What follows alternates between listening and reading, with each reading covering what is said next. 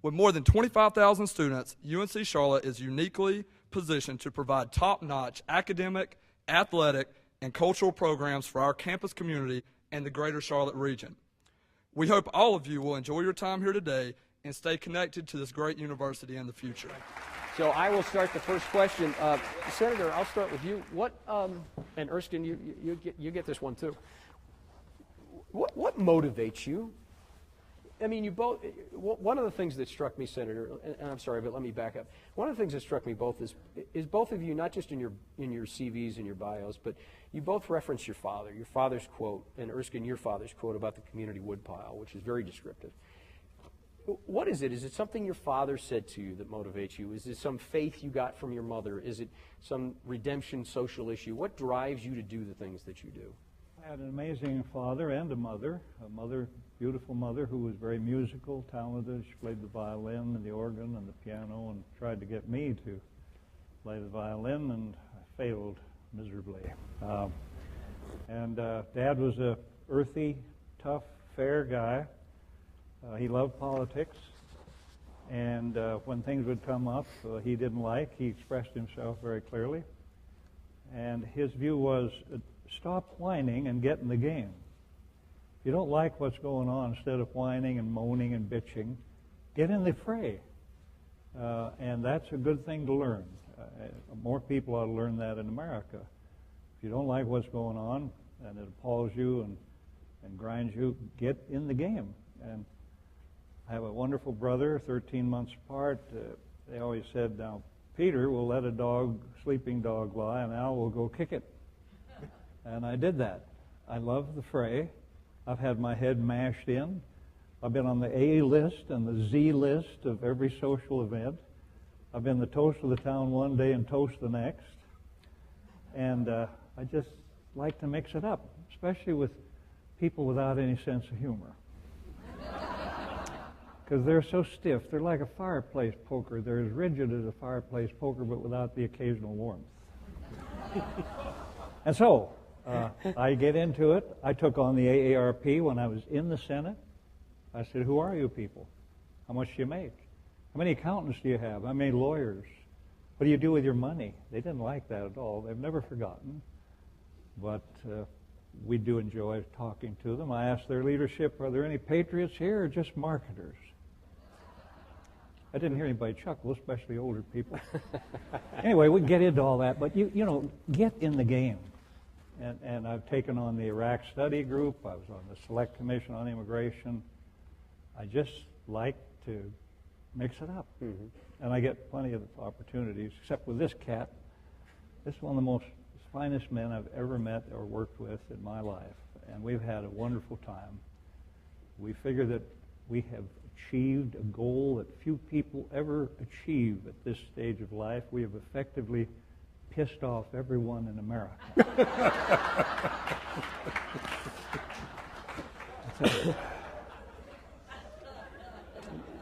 We can go in so many directions with that one. I would like to come back to Erskine. What drives you? What starts you? I love this guy. You all are for such a treat. You're not going to believe it. When we were standing out there, and Chris was going through all of the resume stuff, he said, "Erskine, tell him about your Uncle Sam."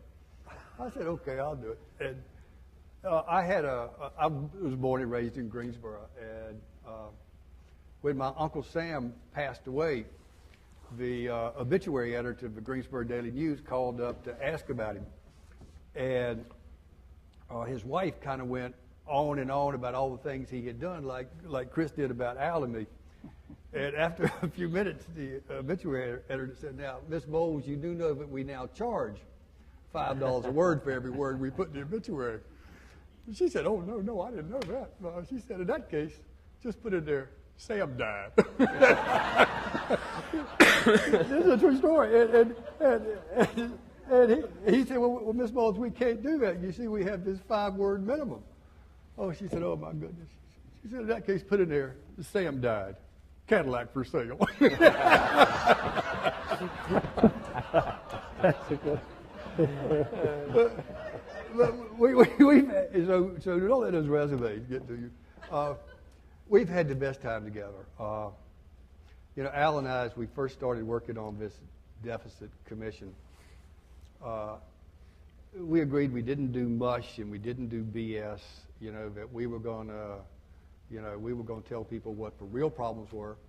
We were going to answer any question that people had, and we were going to try to propose some real solutions that could fix the long-term fiscal problems of the country. For me, I did have a great dad, and I had a great mom too. But when I was y'all's age, I went to this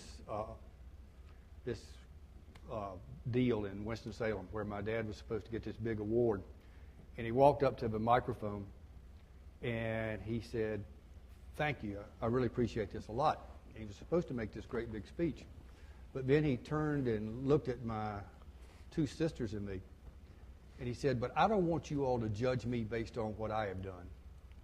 He said, "I want you to judge me based on what my children do for others." And that's like, what? Yeah. But he really believed that. He believed he was a product of a great education he'd gotten at the university, of the morals and values he'd gotten from his parents, and that if he was going to make a big difference, it would be passing along those to his kids, and they would try to do something to make this world a little bit better place. And so my sisters and I and my older brother have tried to do our part to what he called add to the community woodpile. You know, and by that he meant in the old days people used to, in the South, go out and chop some logs for their family, but as they were on their way home, they'd throw a few of them on the community woodpile to try to do their part to help the community. Mm-hmm. You know, you all clearly have been on the road now for a while together. I mean, you probably finish each other's sentences to some degree. But, Senator, when you were in the Senate, and Erskine, when you're in the Clinton White House, we finish each other's drinks, don't we? What's that? We finish each other's drinks. What? There are young people in here. Yeah. What kind of relationship did you all have before co-chairing this committee? Well, I really had never known Erskine. I met him at a function in Washington, I think during his campaign against Elizabeth Dole, because I was Bob Dole's assistant leader for 10 years. Bob said, "I want you to meet Erskine Bowles. He's a wonderful person." As Elizabeth said when we were appointed, first call I had was from Elizabeth and Bob Dole saying Erskine Bowles is one of the finest people we've ever worked with. And so then, really... And one of the worst politicians. Well, you admitted that. Yes, that was your own admission. I didn't have anything to do with that. And then, of course, when we came down here to install Phil Dubois, because Phil was president of the University of Wyoming for about 7 years, and he and Lisa. So when I wasn't in the Senate then, but I was very active in fundraising for the university, and we came here and then met Erskine, who came to the inaugural activities of the installation of Phil Dubois as president of this fine university. So then, you know, just off and on, but really hadn't worked together until Joe Biden called me in January of 2010, said, "Al, I got a real deal for you." And I said, "What's that?" He said, "The co-chair of the National Commission, your own Congress people killed it. Don't forget, this should have been a legislative commission, not an executive order. They had 60 votes, or they wouldn't have gone to the floor, and 7 of the co-sponsors voted against it.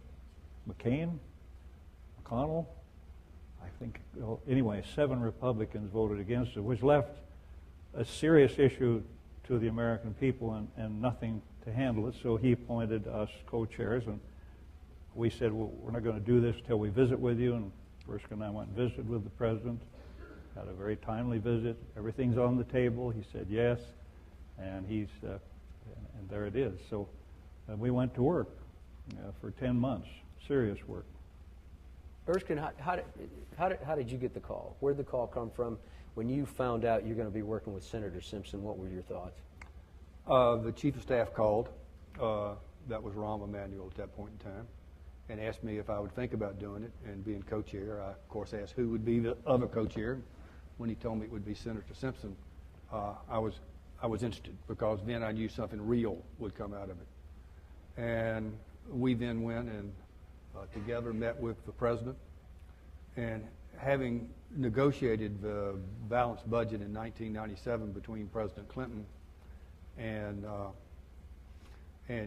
Speaker Gingrich and Leader Lott,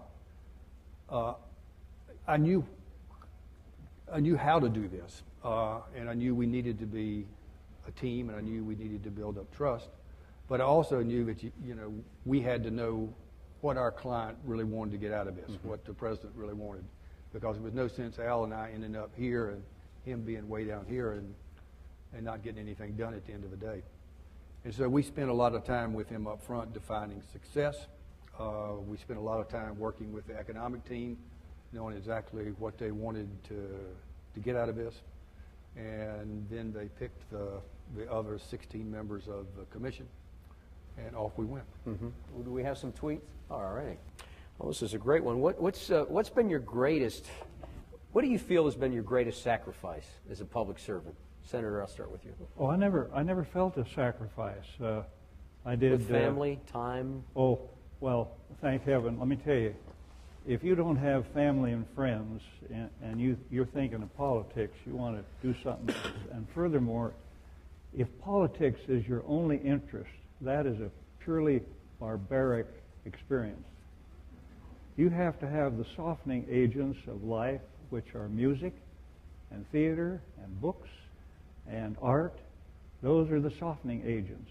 Because if it's just politics, you're going to meet a lot of hard-hearted people who are full of it, who are just mush, because they don't want to hurt anybody. They never say no. That's why this country is in such deep trouble. People say, how did this happen? Well, for 60 years, you and the people of Wyoming and the people of America sent people to Washington to bring home the bacon. Go get me the VA.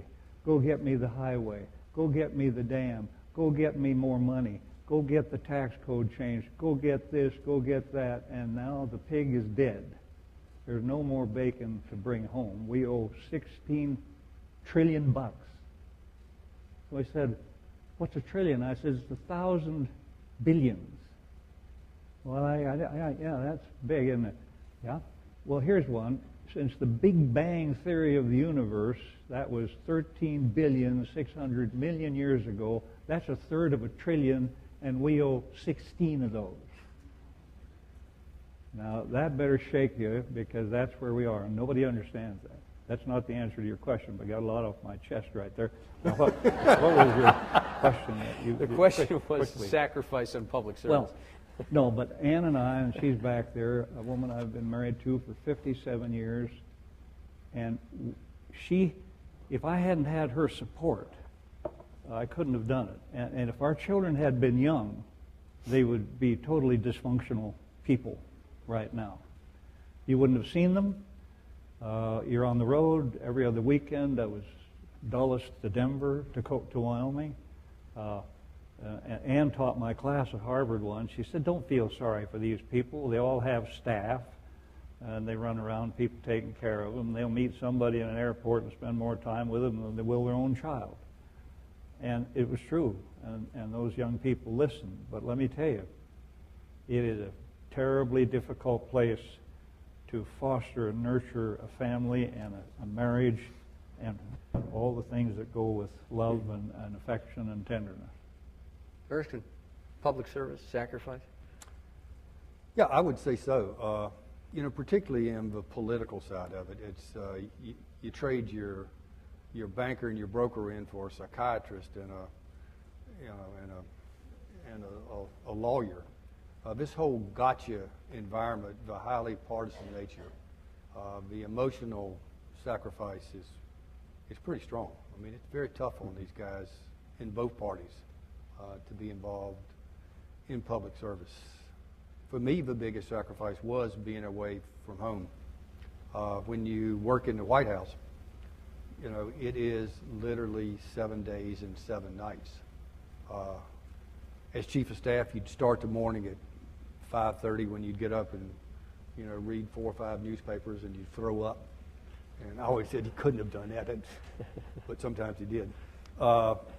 Then you'd get into the Secret Service lives in your house. You get in the car, you ride down to the White House, you meet with the CIA briefer, then you meet with the foreign policy team, the national security team, the domestic policy team.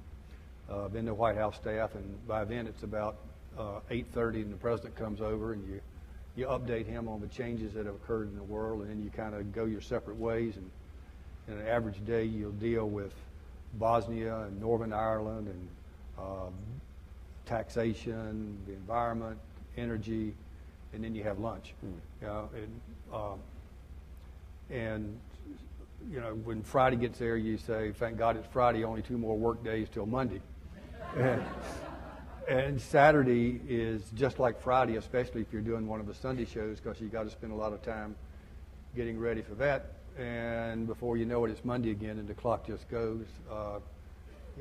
Every night, you know, I've never believed you judge productivity by the number of hours you work, but you just can't get it done in an 8 to 10 hour day. It just doesn't. It's impossible. So you work most nights, and usually once every 2 weeks or once a week, you know, you'll get a call that some major crisis is going on in the world, and it's gone through all the appropriate cabinet people, and you either have to make the decision or you have to wake up the president.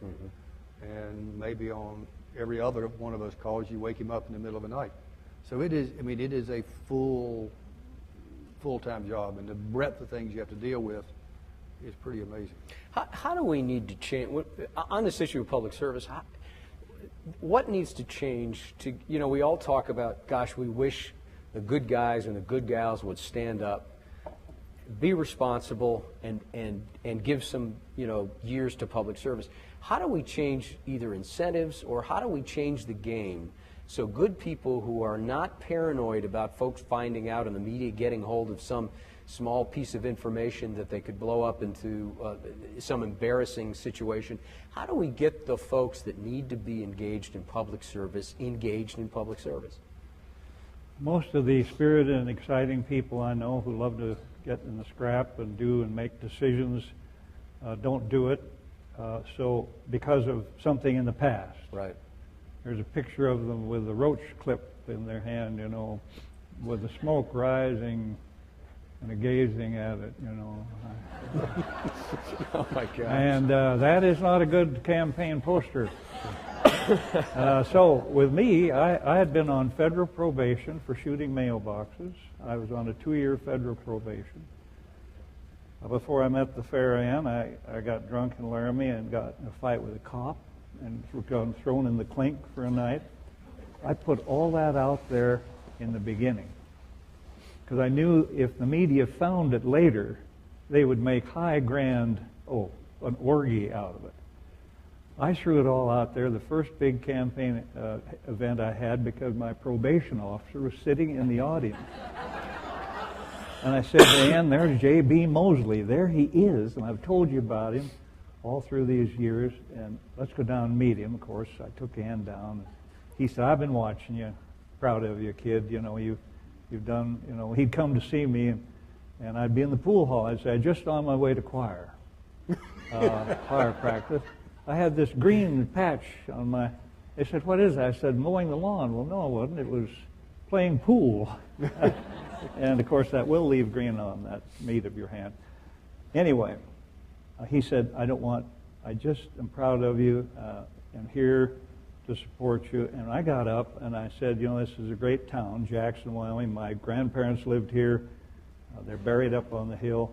But there's a special man in this audience, and that's my probation officer. And I didn't say it in a smart aleck. And I said, he got me settled down in life before this classy lady did. I got every vote in that building. But who's going to do that? You don't want to expose yourself. But spirited colt makes the best horse. And out in this audience are spirited young people who, when they get to be 30 or 40, don't want somebody to know what they did when they were 17 or 16 or 15 or 21. And that keeps them out of public life. And the media will tell you, my God, what's happened to the right of privacy? Well, I'll tell you, that's gone. Forget that. Just that's the laugher of the century. But if you did something, put it out there, because you then have joined the human race. And these people who say, you know, like in a marriage, well, Henry and I have never argued. I said, well, one of you then is terribly diminished. So That's the best, just share your frailty and anyone can hear it. But it's when you hide it and pretend you're goody-goody two-shoes and that you've never had a bad thought about anybody, forget it. That's what happens with political correctness. I think political correctness is like wearing duct tape over your mouth. Because if you are a person with bias and hatred and prejudice and pretend that you're just the sweetest little old person in the world, never think a bad thought, forget it. And I think that leads to rage. I think that comes through like the fissure in a volcano where you think you've dampened down something because you haven't shared it because you don't want to be accused of being incorrect. Get that out of your system. In my classes at Harvard, I said, anyone enamored by political correctness, get out right now. We're here to learn about diversity and not pretend that we just are all so sweet people that we just hardly can stand ourselves. Erskine, in the second decade of a new millennium, I mean, is the game, the way that Senator Simpson depicts it, is it more acute though? Does it keep more of the good folks from stepping up the way it is now? I don't know. I've always said, don't ask me about politics. I've got empirical data. I'm not very good at it. But you look at the people in North Carolina who have been elected, and one of the people, as the example I lost to, was Richard Burr.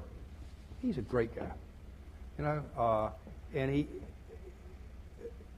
we couldn't have had the success that we had on this commission if Richard Burr hadn't gone to Tom Coburn, who's about as conservative a senator as you can find in the U.S. Senate, and said, you can trust this guy.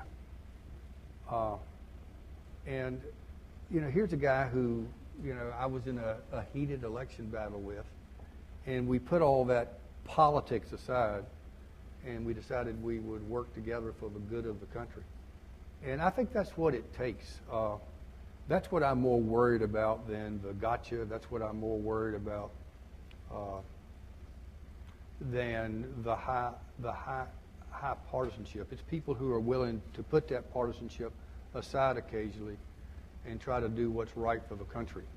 And if you look at the commission that Al and I had a chance to head up, we had to spend, Al, the first 4 months building up trust. Mm-hmm.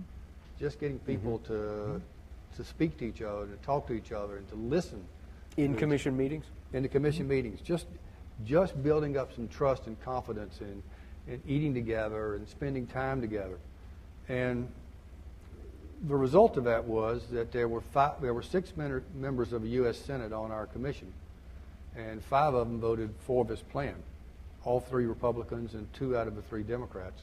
But what really made it remarkable to so many people was that we had probably the most liberal member of the Senate in Dick Durbin from Illinois vote for it, and the most conservative in Tom Coburn vote for it.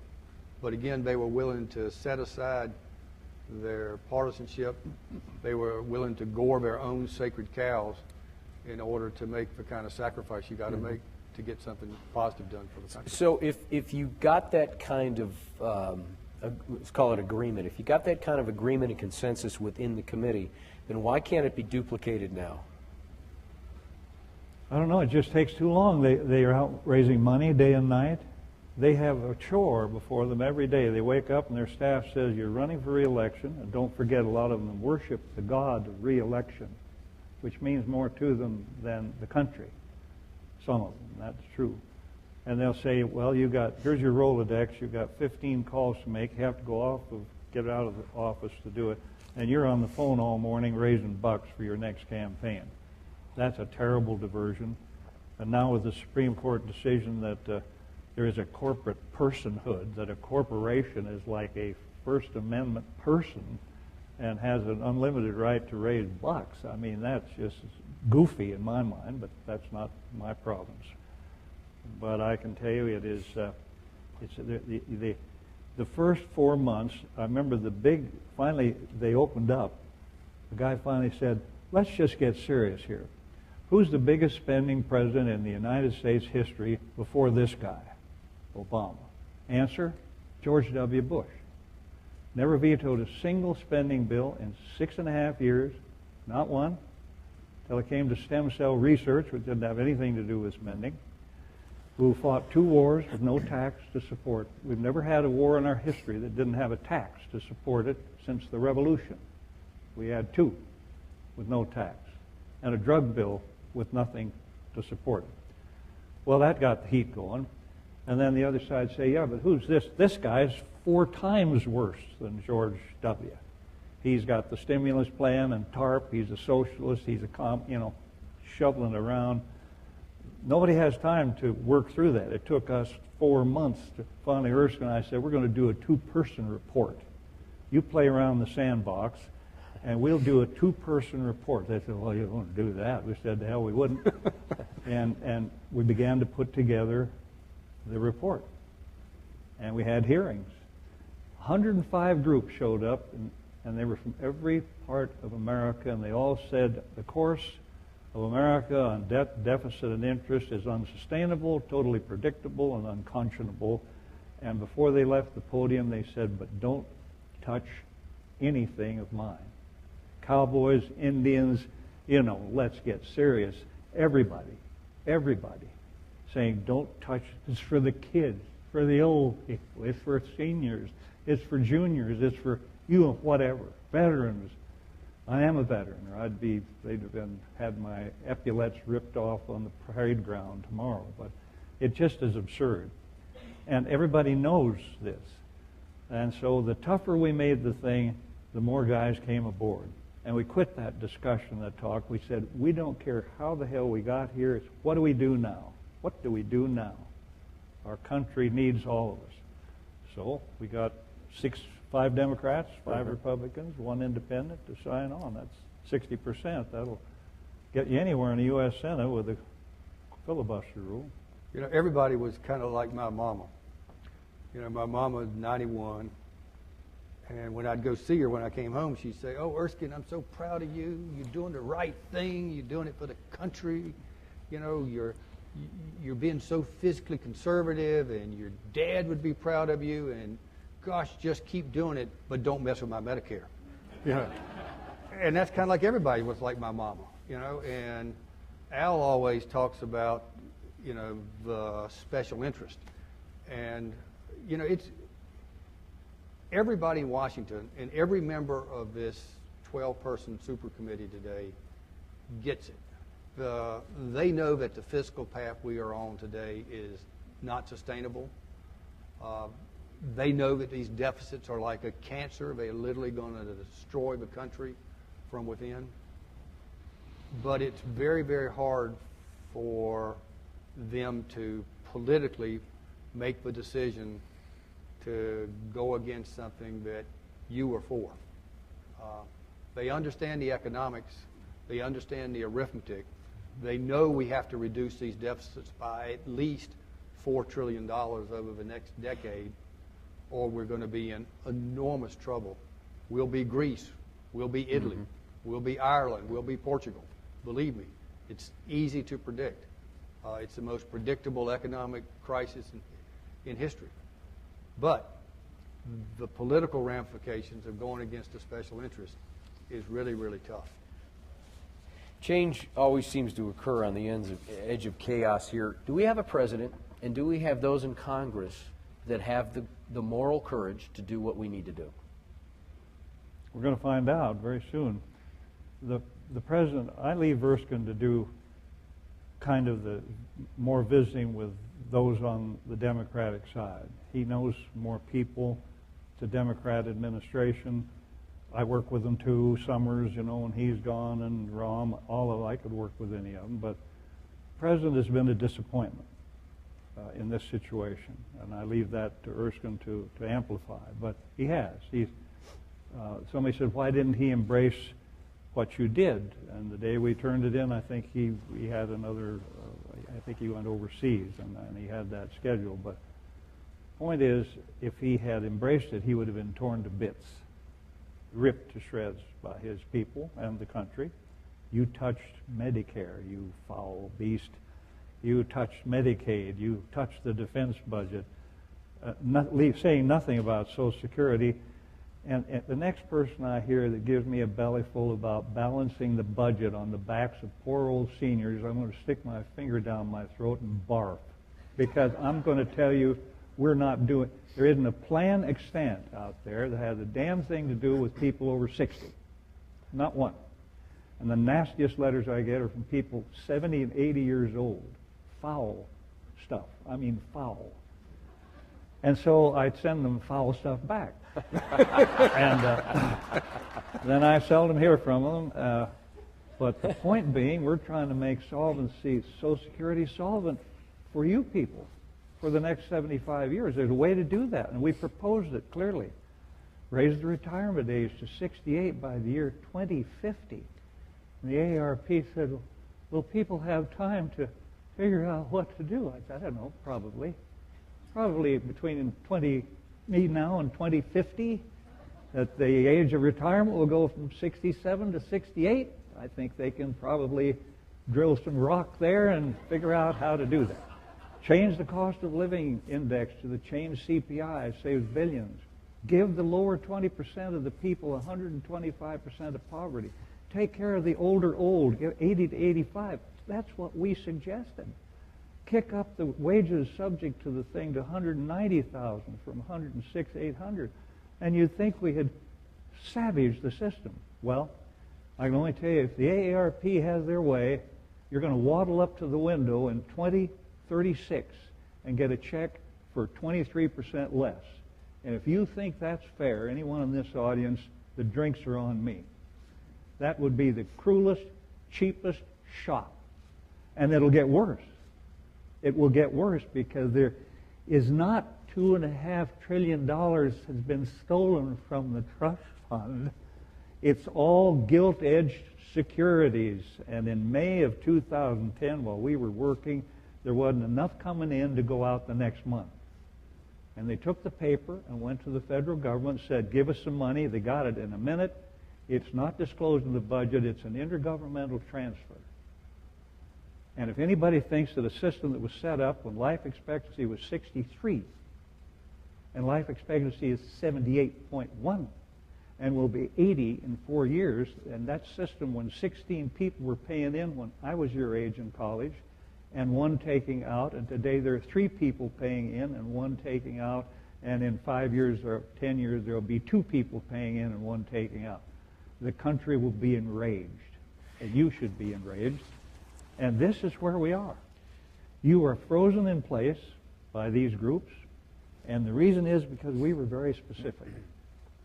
Our 67-page report said exactly what we would do with defense, what we would do with Social Security, Medicare, Medicaid, and I knew that when the time got short like this, these groups would get together and go to their congresspeople and say, we haven't bothered you before, pal, but this is it. And you're going to cough up and you're going to be there for us. We've maxed on you in your primary, we maxed in your general, and now it's cough-up time. Senator, and Erskine, just a question. It seemed to me when this report was filed and made public and you gave it to the President in December of last year, it seemed that there was an opportunity for this commission to be the scapegoat politically. President, Congress could have said, we set these guys up, we asked them to do it, we're going to follow what they do come hell or high water. As I said, when we first took this on, the first rule when you're a negotiator is to know your client and to define success. Well, we did spend enough time with the President, with the economic team, to define success. And the report that we brought back exceeded everything we talked about. I mean, I've laughed a lot of times. If Bill Clinton had been president, he'd just put his arm around me and said, oh, this is great, I did this, this is wonderful. He would. He would. Yeah. And that's right. So we were very surprised when the president didn't embrace it when we brought it back. And it wasn't that they didn't understand the economics or the arithmetic, it was the political aspects of it. And the team that surrounded the president, the political team, convinced him, I believe, that he would be better off to let Paul Ryan and the Republicans go first, and then he could come back, and he thought the political team thought they would be more extreme.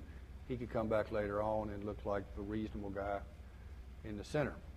And we thought that was a very big mistake, both for the country and politically. We then thought that when he did the stimulus package in December of last year, that he would couch that stimulus package in the terms of where we need to do it within the framework of long-term fiscal responsibility. And he didn't. We then thought that he would do it in the State of the Union. And if you probably don't, but if you did remember the State of the Union, the president rightly talked about, this nation really must invest in education, in infrastructure, and high value-added research if we're going to be able to compete and compete successfully for the jobs of the future in a knowledge-based global economy. That part he was right about. But what he left off is that we have to do it in a fiscally responsible manner. And we live today in a world of limited resources. And limited resources mean just one thing: choices and priorities. And I told somebody it's a little bit like this great Nobel Prize winning scientist, Ernst Rutherford, when his Nobel Prize winning project was running out of money. He turned to his team and said, "Hey, we're running out of money. Now we got to start thinking." and that's what America is. We're running out of money. Now we got to start thinking. We can't just do everything anymore. We've got to do those things that make the most sense. Let me give you two examples. When I was president of a university, one of the things I wanted to do at the university was to admit that we not only needed to be part of the solution to improve K through 12, but we had to admit that we were part of the problem, because we produce most of the teachers. And we had to produce not just more teachers, but better teachers, more math and science teachers. And so the first thing I did was I said, if we're going to improve our schools of education and produce better teachers, are there programs in Washington that we can turn to get some resources to do that? Well, as it turns out, yeah, there are 82 programs. Now, do we need 2 or 3 really good ones? You bet. But we don't need 82. We do at the university, at all 16 of our campuses, we do about $1.5 billion worth of research annually. That research is very important to creating the jobs of the future. You can point to companies in North Carolina that have directly come from that research. But is all of that high value-added research? Absolutely not. And we live in a time of limited resources. We have to make choices. We have to set priorities. If we don't, we're going to run out of money, and then we're going to be in a real world of hurt. We've got to be smart. Erskine, let me stay with you for just a second. An apathetic culture that seems to sometimes plague college experience, would you consider, and with your past history with the university system here, would you consider the formation of a service requirement for college freshmen? I think the best way to answer it is I thought about doing it when I was president of the university and decided not to. I think you lead by example. I'm a great believer in public service. I do think we all have a responsibility to add to the community woodpile, but I don't think you can force it on someone. I think you have to make the choice. And I always felt that people of a college age are going through this maturing, growing up experience, and if they choose to do public service, that's great. But I don't think they're going to learn a lot by being forced to do it as part of a graduation criteria. So my hope is that everybody here will do it. But if you don't, then I think, we all have free will, and that's, you're all big boys and big girls, and I think you can make those decisions for yourself. That's what college is all about. Senator Simpson, your book, Right in the Old Kazoo, has something to do with dealing with the press over the years. Is there a rule of thumb that you have when you speak to the press? I'm very open with them. I've never hung up the phone. My rule is when they're after your butt, answer the phone. Don't sit down and gather your staff and spin what you're going to say. They say, oh, God, don't call the New York Times back. They found out you got your foot in your mouth again. I said, I know, I did, so I can get it out. Well, I know, but let's think about it. And I said, I'm not thinking about it. Just pick up the phone and, did you say so-and-so? I say, yes. I wish I'd have said it a little clearly, but that's what I said. I have a great view of the media. 24/7 media is a disaster. There is no such thing as a 24/7 life.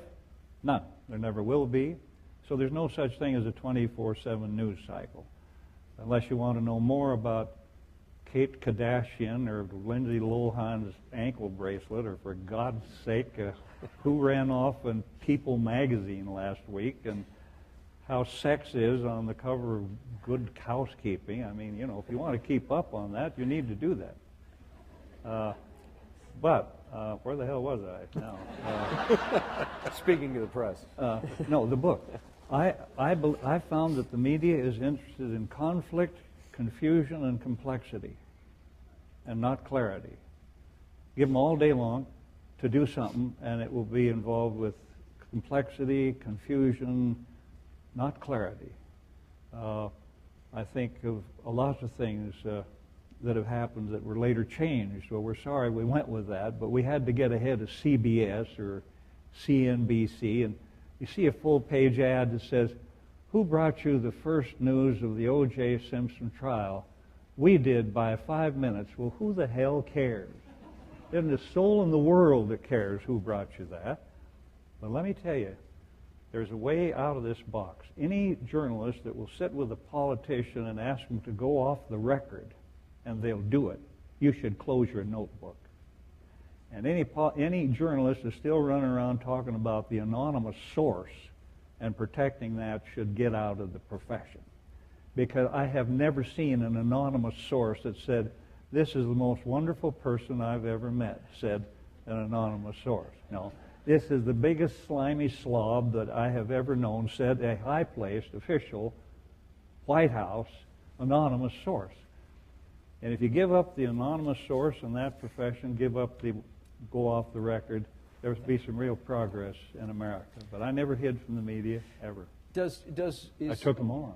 I got the First Amendment, too. The media will say that they're a mirror held up to society.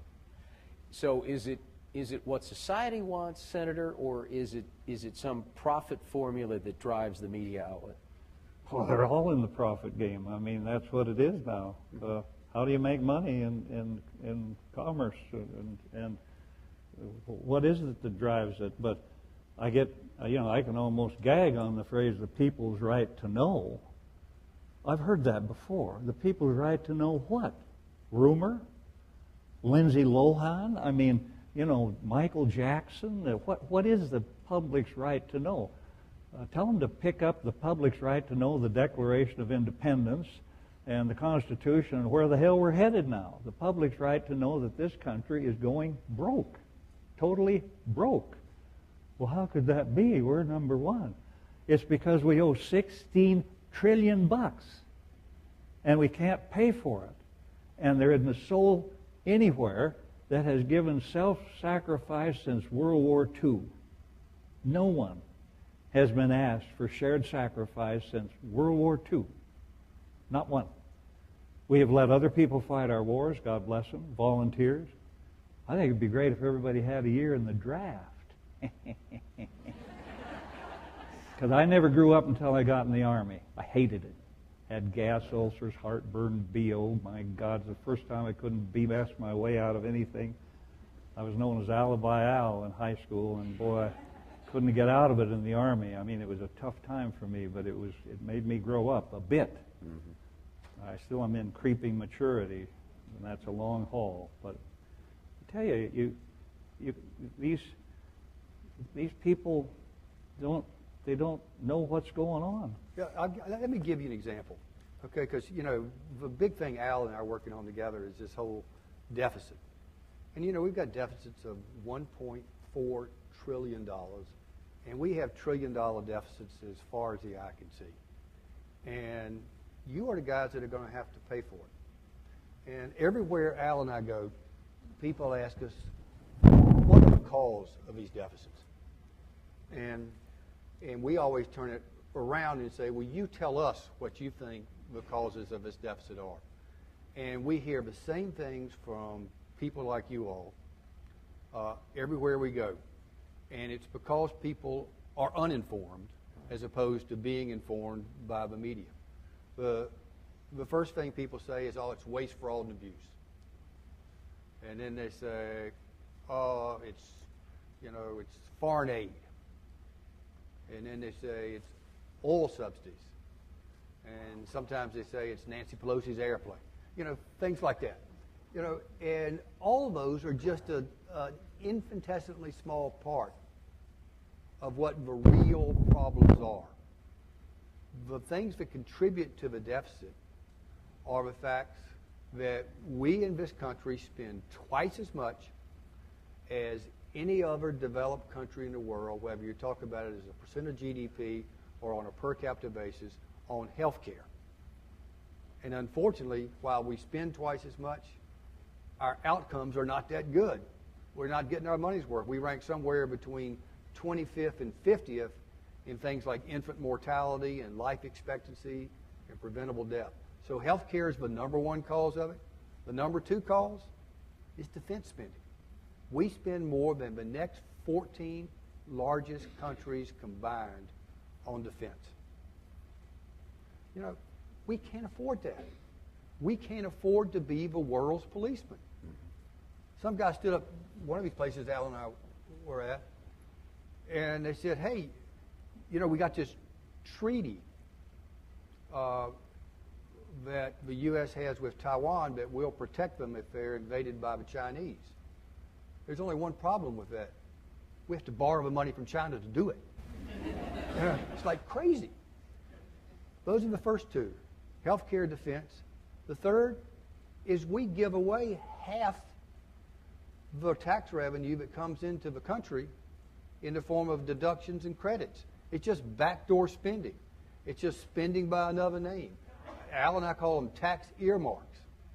We take in net about $1 to $1.1 trillion of tax income into the country every year. That's it. And that's because we have $1.1 trillion of tax expenditures, credits, and deductions. If we wiped out all of those tax expenditures and nobody got them anymore in the future, and we took 92% of the money and used it to reduce income tax rates, and only 8% of the money, which would be $100 billion a year, to reduce the deficit, we could reduce the deficit by $1 trillion over the next 10 years, and we could take income tax rates to 8% up to $70,000. Make sure I get this right. Okay. 14% up to $210,000, and have a maximum rate of 23%. And we could take the corporate rate down to 26%, and we could pay to go on a territorial system, which we're now about the only country in the world that's not, so that $1 trillion that's captured overseas could be brought back to this country. And I think that would create dynamic growth and real jobs in this country. But we got to do something like that. So that's the third reason. And the fourth reason we have these deficits is compound interest. Today we spend about $200 billion a year on interest. If this super committee takes a pass and they just do nothing, and we stick our heads in the ground and take the ostrich theory, by the year 2020, we'll be spending over $1 trillion a year in interest cost alone. That's $1 trillion that we can't invest in education or infrastructure or high value added research, and even worse, it's $1 trillion that's going to Asia to educate their kids, to build their infrastructure, to do their research there, so the next new thing is created over there instead of here. So those are the real reasons. And that's the kind of transparency that Al and I've tried to bring to this. No BS, straight talk. This is what's causing the deficit. If we want to cure it, we have to make some tough decisions. There's no easy way out. We've got about 5 minutes, and we're going to take a couple student questions. If you could say your name and your question, please. Andy Daughter. And my question was, if you had just one key thing that you would suggest for the public to do to help the debt crisis, what would it be? Well, you could take a big look at Medicare, because it doesn't matter what you call it. You can call it Obamacare or Elvis Presley care or I don't care care. It cannot work. Please hear this. And you know why? Because you know in your own community the people I'm talking about. A guy 65 or over gets a heart operation for $150,000 and never even gets a bill. Now, come on. No affluence testing. The richest people in America, without coughing up anything, and then having a policy that covers the gap. And why wouldn't they use the system and charge these young guys into oblivion? It is on automatic pilot. It can't be stopped. One person of three weighs more than the other two. I'm not being facetious. I'm being honest. We got diabetes 1. We got diabetes 2.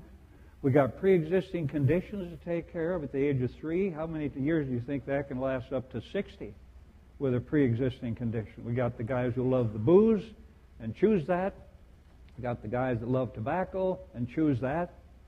We got now designer drugs and stuff they pick out of a pharma party that we don't even know what the hell to do with. And those guys are all fried, and we'll take care of them.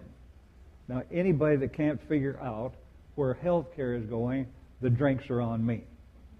Now, that's what you do. If you've got something to solve, you solve health care first. And that means hospitals will keep one set of books instead of 2, or maybe 3. That means you're going to have affluence testing, and you're going to do that regardless of the fact you put in it from the beginning. Let's not listen to any more of that. Anybody my age, for the first 40 years of their life, never put over $874 a year into Social Security. Nobody. Let's get serious. Quit lying to each other. Playing the violin. Get into health care, which does lead to disability insurance, will be gone in 7 years. Zeroed out. And that's the actuary telling us this. How will we make up for that? Well, cough it up. You guys will pay that one too. Unless you get in and do we took $400 billion out of Medicare. We do something with doctors. We do something with lawyers.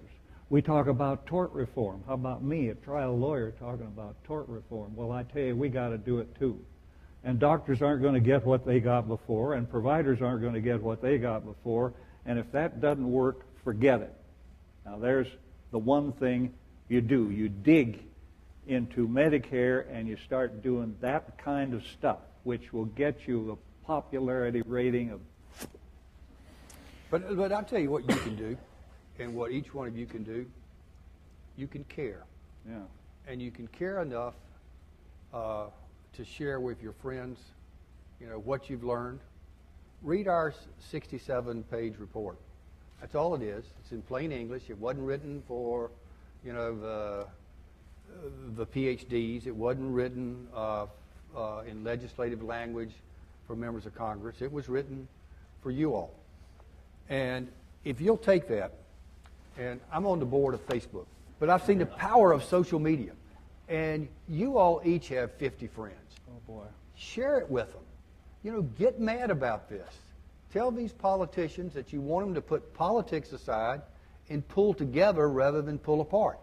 And let's take some common sense approaches.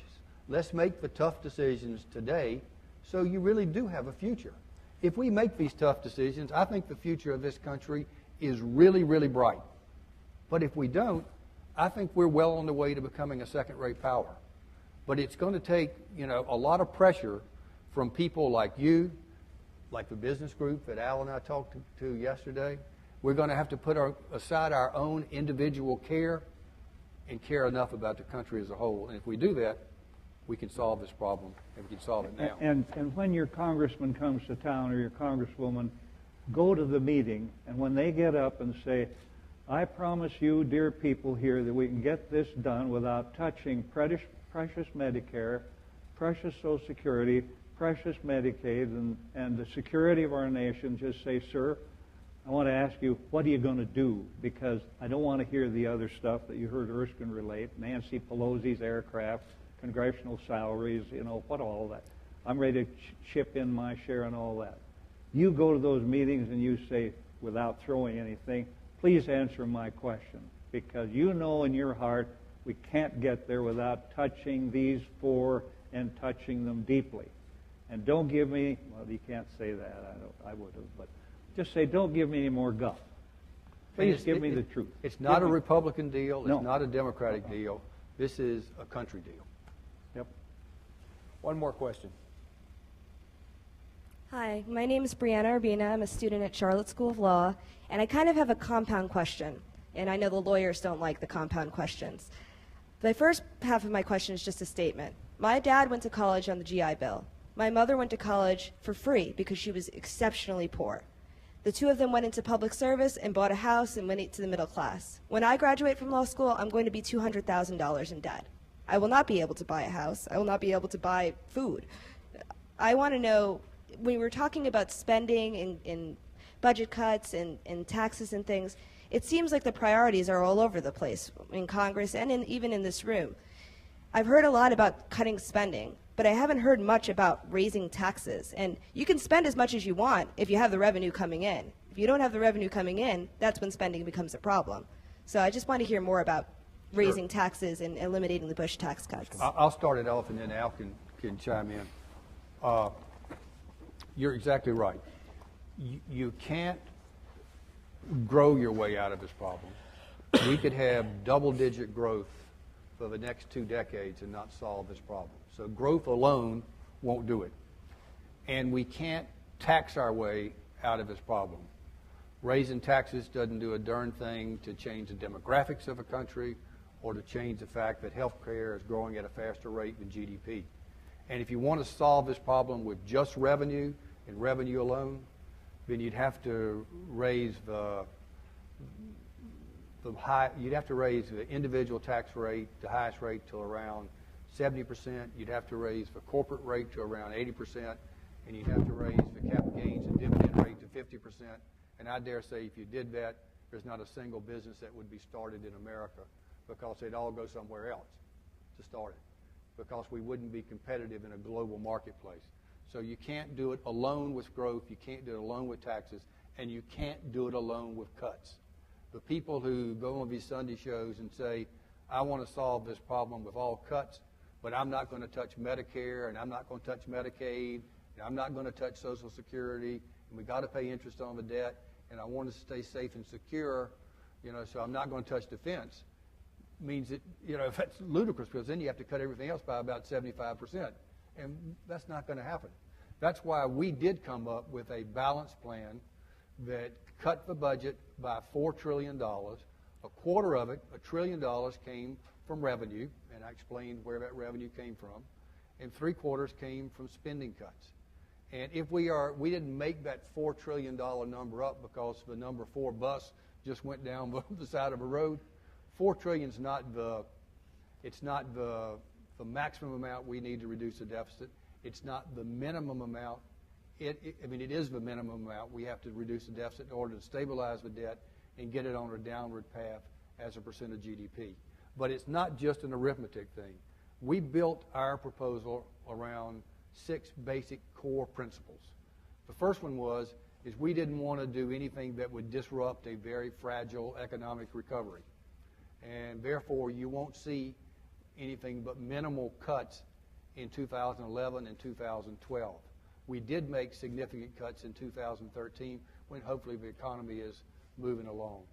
The second thing is we didn't want to do anything but hurt the truly disadvantaged. So you won't see any cuts in things like SSI or food stamps or workers' compensation. And even things like Social Security, we did some things that made our job harder. We raised the minimum payment in Social Security to 125% of poverty. And we gave people between 81 and 86 a 1% bump up per year, because that's when most people's private savings begin to run out. So again, we tried to do things that help the truly disadvantaged. The third thing is, we did make significant cuts in the defense budget because we knew we were in the process of hollowing out this country, and we had to make investments to get this country moving forward. We also said that what we wanted to do was to make sure we reformed the tax code. And lastly, we did make real cuts in spending, but we didn't try to cut any of the income support programs. So we not only tried to solve the problem, but we tried to do it in a smart way that was fair to people. Senator, last word. There's a very difficult person in America, and his name is Grover Norquist.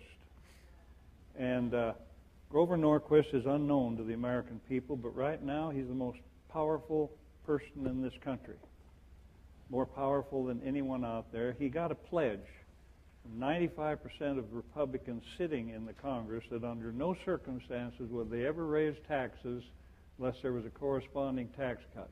He got that during the rosy years 15, 20 years ago, and he holds them to the fire on that. And he's out there now putting out the fact when Coburn put in an amendment to get rid of $6 billion in ethanol, just cut it out of the tax expenditure pile, that Grover called that a tax increase. And Coburn said that's ludicrous. And not only that, it's deceptive. And this man is sitting there pulling the trigger big time.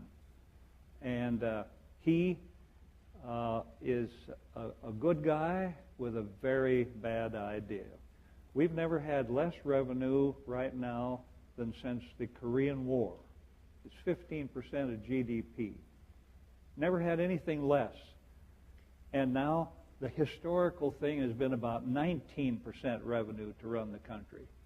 So Grover Babe comes to our hearing, and he says, my hero is Ronald Reagan. I said, oh, that's great. He's one of mine, too.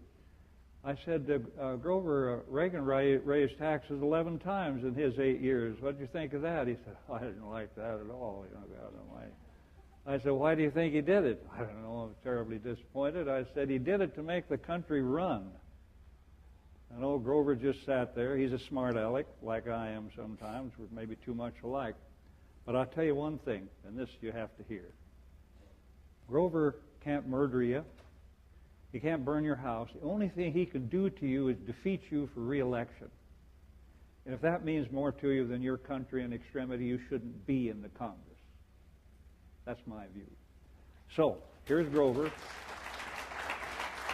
And there's two words Lincoln used to use called enthrall. It means captive of your brain. Your brain has been floated off your gourd. You're in the thrall of something. And I can say to you honestly, as I see this whole pattern, that if the country remains in thrall to the AARP and Grover Norquist, we haven't got a prayer. Brianna, thank you. Thank you very much. We're going to have to cut it short, folks. We've run a little bit long. But please thank Senator Simpson, Erskine Bowles. Thank you for being here. Thank you.